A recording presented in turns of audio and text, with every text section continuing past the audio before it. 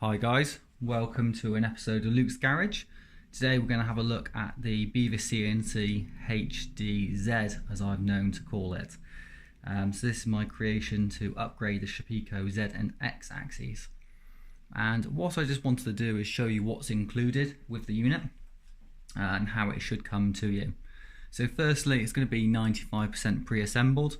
There's something like 96 parts included within this design, so it's quite easy to get it wrong, so I figured I'd do the assembly myself and save you guys the aggravation.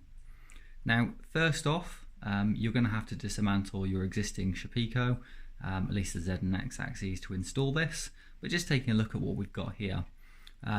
Pre-installed, you've got your easy tram plate for your existing spindle.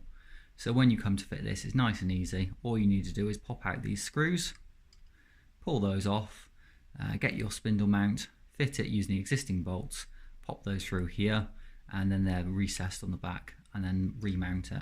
Then you've got the easy tram adjustments top and along the top. The next thing which is included is your motor coupling.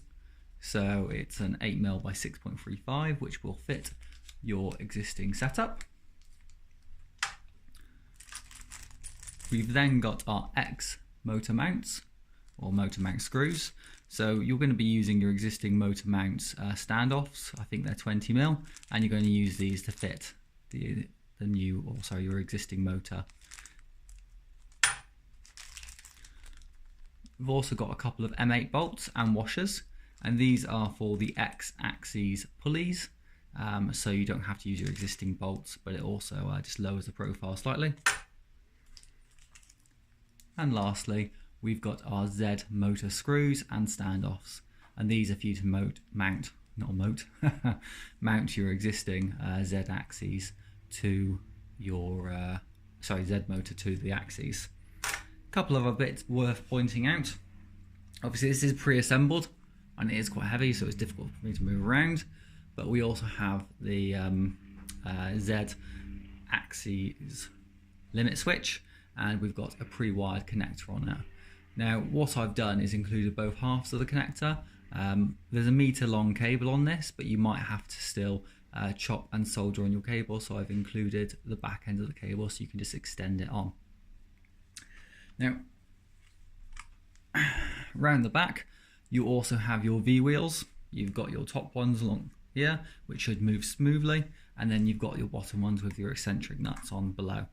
Now those are all included, which will make it a lot easier for you to fit your Z.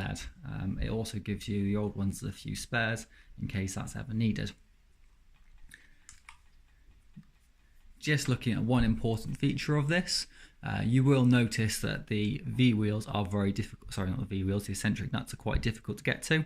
Now the idea of these is not that you rotate the eccentric nut time and time again. The idea is you set the eccentric nut in the correct position and then tighten from the rear. So you need to use a spanner and an Allen key there. Now I'm using, I believe it's metric bolts, as you'd guess in the UK. So they're mostly M5s included in this kit. There's also an M8, I believe it is. So you should be able to use your existing toolkit. Anyway, that's a very quick look at what's included with the standard setup.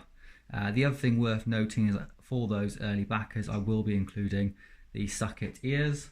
I don't have a pair here, but they will be mounting to the back of the axes, and you'll be able to mount your socket similar to before once you've got the socket adapter from Socket.